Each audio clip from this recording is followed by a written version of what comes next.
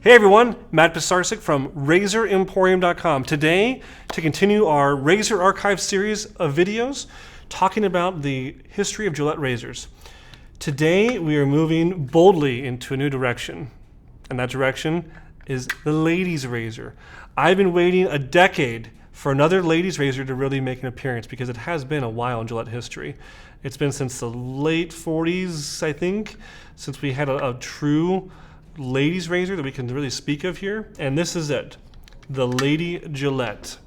Now you may have seen one of these, but have you seen the cool case they come in? Look at this cool retro case. It's got stars on it, it's long, it's got curves like a lady. It's got this great little instruction booklet that kind of has a little name here, Lady Gillette razor. It's got a little warranty card. It's got everything.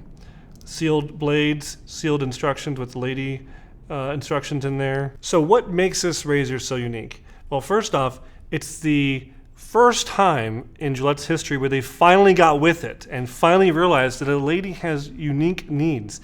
And it's not the need to conceal their razor in their purse anymore and to hide it away and be ashamed of using a razor with a small, tiny little handle or a tiny little razor like a cutie or something else. No.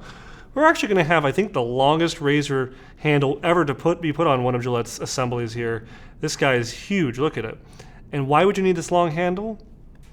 Survey says to get to your ankle, of course. You can really work that ankle and come up the leg with this. Finally, we have a razor designed for a lady.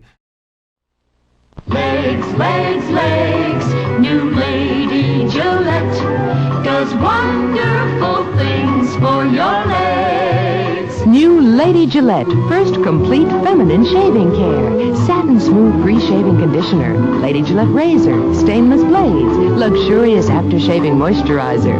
Free tote bag too. Does wonderful things for your legs.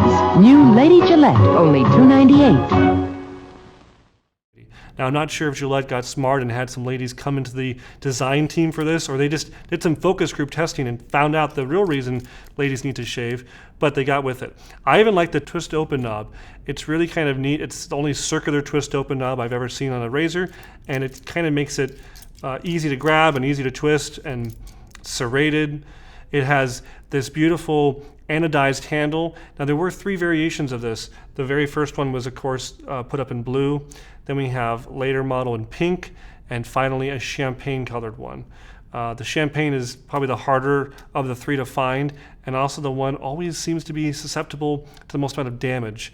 It seems like that anodization of that yellow champagne color always so quick to come off. But these razors are also kind of unique. They have a brass constructed head made with nickel plating, but the handle is all aluminum. So you can even see just a tone difference between the aluminum and the the nickel-plated brass parts down here. Today, that means for customers who want to have these serviced, we really can't replate these or revamp these just because the handle is permanently connected to the head, and taking it off, it doesn't always go back on. But we can do a tune-up on these, polish the doors, polish the handle. We even have a powder coat color that's really, really close to this original blue. And of course, enamel paints that can fill in these blue stars up here. But just to me, it's the history of it. It's the fact that it's the razor that Gillette finally got right, in my opinion. I think it's also kind of a unique attribute that this has such a long handle that even guys today can use this razor. And don't be ashamed. There's nothing wrong with it. It's a beautiful razor. It's got this cool handle. It has a super speed head. So if you like the super speed, but you wanted a longer handle, this is a razor for you. What a cool overall presentation. If you have just the razor alone on a rarity scale where 1 is, it's pretty common, you'll find it anytime you're out thrift shopping, versus 5, it belongs in a museum, I would give this 1.5, just the razor alone. They're fairly common. Maybe not every time you're out antiquing you'll find these, but you can find them on eBay, and they're around for sure. In terms of getting higher up in the condition, well, having all the anodization here present, no big splotches of color missing, No big plating damage, that's going to definitely help out. But having the case, I think these cases are harder to find than the razors. I was just commenting to our producer that it's been a while since I've seen a pink case or the white case for the champagne razor. I don't even have one in my collection. I only have the blue. I need to get one of those pink and one of those champagnes. I just need to hold on to one of them. Sometimes stuff comes through the Emporium and I have to choose whether I want to put it in my display case or sell it, and most of the times I'm like, let's just sell it. I'm sure someone else will appreciate it. I'm just going to put it in a case and forget about it. But definitely if you have the case and the blades and the warranty card and the instructions, give us maybe a 2.5, maybe 3 on a good day. If you had the whole set of all 3 of the champagne, maybe the 3, but the blue, probably 2.5 would be where I top it out at.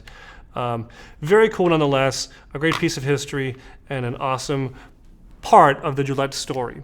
So thank you so much for commenting. If there's something I missed, something I forgot, tell me below in the comments. And if you do, you're entered to win this, the Razor Emporium black and blue t-shirt.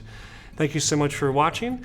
Please subscribe to our channel, like this video, share it with your friends, and join me next time at Razor Emporium for all things vintage shaving.